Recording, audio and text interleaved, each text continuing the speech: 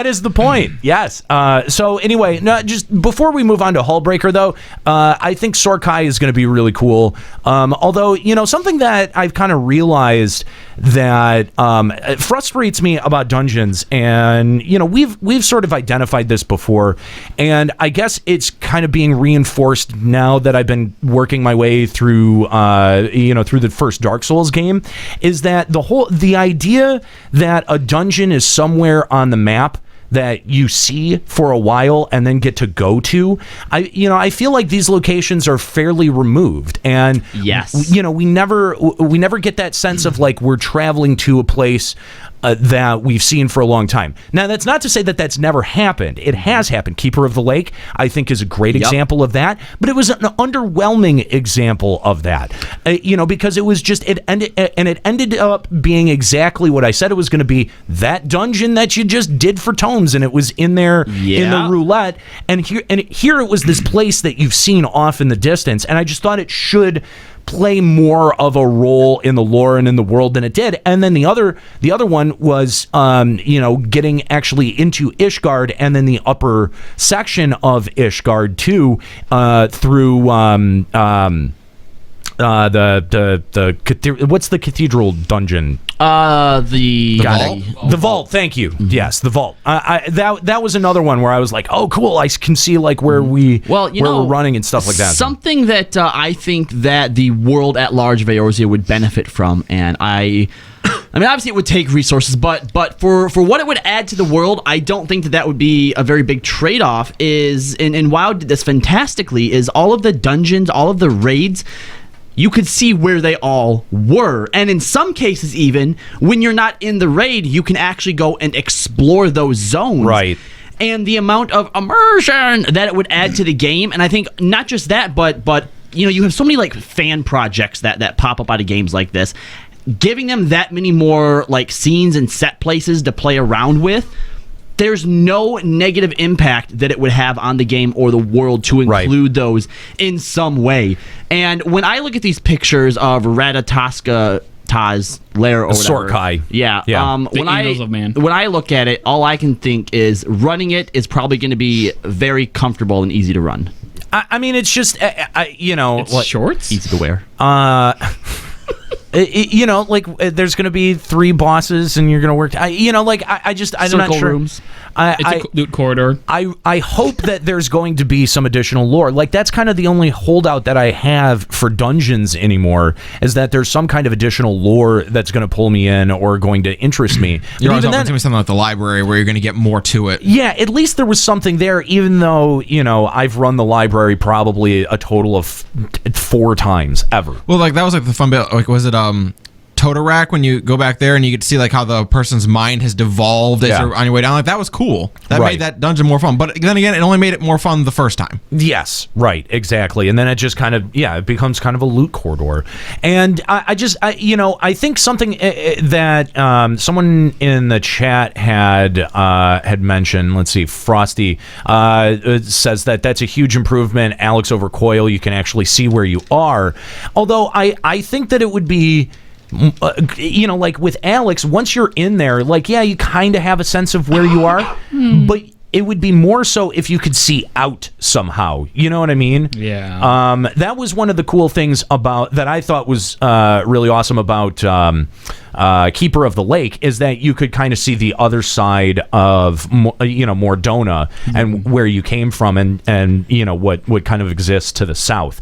That kind of stuff always is really kind of important to me, and I hope that I just hope that it's details that they're not glossing over, and usually they don't, but I don't know, like it's hard for me to get super excited about a dungeon, even if there's some lore attached to it that it is, kind of awesome. Well, who was it? Somebody mentioned Toto Rock, and seeing, or not Toto Rock, Thousand Maws, and seeing how that one character's basically has gone fucking insane, right? Yeah. When was the last time that we actually got real story in a dungeon, Library. As you're going through the dungeon? Okay, now see, even the library, you have to read stuff, but that was just like random. That was sort of lore. like I'm gonna go with Tantara Hard. expositional. Yeah, sorry, Tam-Tara Hard. Yeah, that's the one. Tam-Tara, So yeah. that was the first one that I think did it like yeah. really fucking well. Well, it had some kind of narrative story attached to Was it. there That any was sort of like downsides to that? That was sort of like self-contained. Were there any downsides to that, though? No. I Her don't think creepy fucking laugh was a downside. No, that was awesome. So why haven't we seen them try and do that again is my question. Too hard. I don't know. They used the Tam-Tara one as to like kind of bring that story full circle with like the original Band of Adventures. Sure, I get that. Jim in the chat brings up a good point. Fractal was pretty good in terms of exposition and lore. It gave some lore, exposition but in and terms of lore, sure, but story. there wasn't a narrative for the dungeon.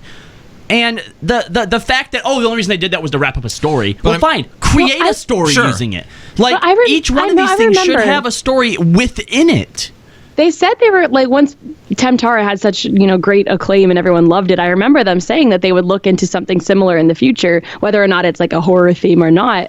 I mean, I remember them saying they understand we liked it, but they never did. Yeah, I mean, look, even take Ampedore City Hard Mode that they just came out with. That actually had a story. The reason we were going back was because there was some weird aura, and the little weird immortal kids from Gridania tried to go in there, and their elementals went crazy, and they're like, go figure out what it is. And so we just run through it and kill the thing. Like, oh yeah, that makes sense. Why couldn't we have had one of them accompany us and give us little cutscenes before each boss that actually helped build a narrative around that? We had a narrative entering, and then it kind of stopped. They're really good about doing that with like story dungeons. Sometimes they'll that final fight with Estinian and the original Nidhogg. Okay, yes, but even with Anti-Tower, we get a cutscene before and after. But give us something going through it. Come on. So that more people can bitch in the duty finder when people want to watch cutscenes. We know they can do it well. Yeah. Because they did it with Tam-Tara Hard. Why aren't they even attempting it anymore? I think Anti-Tower is probably one of the best examples that I can cite for my high expectation for a dungeon that was a total letdown. Yeah. Well, and keep in mind with Tam-Tara, it was really it was things that you clicked on the ground to get more of the story, and then a cutscene before the final boss. It's not like there was one before every boss. Mm-hmm. Right. It has nothing to do with hand-holding 86. We just want these dungeons to feel like they're alive and not just loot corridors. And that doesn't even have anything to do with just cutscenes. Because you're right, after you do it one time and your skip cutscenes are on, you're never going to see it again, right? But give some actual voiceover lines to the bosses, right? Mm-hmm. I mean, look, in some cases, people might just end up being like, oh, they're annoying, blah, blah, blah, blah, blah, whatever. But guess what? When it comes to the vault, what do people know? Filthy rats. What do people know most about that? Yeah. Sickness must be purged. Exactly. It lives on. Right. It makes a legend. And they keep joking, and they've used that to spring into what they're doing with Hildebrand right now, where they've got the guy who worked under him, which is awesome. It's a great lesson to take even from World of Warcraft. How many fucking times was Kael'thas was just a setback? And now whenever you hear that in World of Warcraft, it was just a setback, you immediately think of Kael'thas. Create stuff like that within your world that lasts beyond the patches. Yeah, and I think here's a good example of Hullbreaker Hard. To the chagrin of countless treasure hunters, the golden coffer of the legendary Mistbeard was not to be found on Hullbreaker Isle. And so the mist which had withdrawn to reveal the isle did those ambitious souls depart to seek fame and fortune elsewhere, allowing Einhizwer Slafsren, that's a great name, to quietly petition Admiral Merylwib for permission to repurpose it as training ground for Maelstrom recruits. The Storm Marshal would have you be the first to brave this gauntlet, that you might pit yourself against the Isle's fearsome fauna and the Maelstrom's elite, and in so doing rouse their spirits. Will this give Storm officers a beating that they will not soon forget, or will they stand triumphant at the last and shout that they have bested the Warrior of Light? Sounds boring. I can't. I'm not. I'm so not fucking interested. What was the other one they turned into? This is Holly Tally version 3. Yeah. Oh my God. Who cares? Who gives a shit? We just did this exact story for. There's Rogadins. There is Merylwib and Slefferson, which is a male Rogadin. So if they if they actually let the Rogadins like be a part of the story, and there's actually story as you go through. Oh, and, like, shut up! No, if you shut up! Nobody cares. Nobody We cares. were just talking about Boo. story. If the NPCs accompany you and you get to talk to the NPCs course as you go it's through, Rogadin. I think it could be fun. Because Look at that, the You race said- car. You said it was a cool name. Eintar Blasperson is a Rogadin name, and you said it was cool. So no, I said it was dumb. I said it was you said it was a cool name. no, heard. no, The most You definitely did. sarcastic, cool name ever. no. That Master race. God. Nika. Oh, Nika, you disappoint me. yeah, no. Yeah. Dude, oh my gosh, I love what Frosty just said. What if Merleweb's the final boss and you get to challenge her Nobody to a fight gives in a the training shit ground? because she's going to be Everybody loves Merleweb, overshadowed by fighting the one-handed flame general from last patch. That's what I'm saying. Like, we got to fight Raubon, which honestly wasn't that hard of a fight at all. This still would be epic. 4 people versus Merleweb. She man, can't I'm be gonna have to beaten fight in Connie like Senna. 4-on-1. All right. Fuck yes. You know what? Fine. It's cool the first time. But what about the second, the third, the fourth, the Merleweb 10th, will the always 20th, be the cool. What don't you 100th understand about time? this? I don't want to fight a Makote. That's No. weird. look. Yeah. Merleweb will always be cool. I hope she's in this. Okay, no, for Nika's sake, I don't want you to fight Merleweb because, like you said, after you're home farming this, she's going to be just like a pushover boss that you're going to one-shot and not even care about. Do you want Merleweb reduced to that? Yeah, that is. I mean, we already see her that way, but do you want to see her that way? It is. How do you see her that way? She's never presented that way. Because no, 'cause- she's a weak-ass bitch. Final boss of Ishgard Except storyline is she's the going to be toughest Connie out of Senna. all 3 of the stupid generals. What? What? Yep, I said it. Are you fucking kidding me? Nope. Raubon would wipe his ass with her. Nope. What would he do Yeah. with his other arm? Oh. Look, I just even if it is Merleweb, I couldn't care. I honestly could not care less about I this. think that would make it so much cooler. No. I think it would be underwhelming for a fucking grand champion general to just be in a fucking 4-man dungeon. Well, that You realize Considering we fought Raubon Midgard Sormer in When a we fought 4-man Raubon dungeon. which anyway, was it was underwhelming. it was. It would that. I mean, that's sort of like what I was just saying about Keeper of the Lake is that it ended up being very underwhelming. You know, like for all of that buildup, for all of the, like, you see it in the distance in 1.0, you saw it in the distance for the majority of 2.0, and when we finally got to go there in the last patch, it's Well, you look, just okay, you just hold on grind it now. over You know and what? over again. You know what? I'm actually going to play devil's advocate now.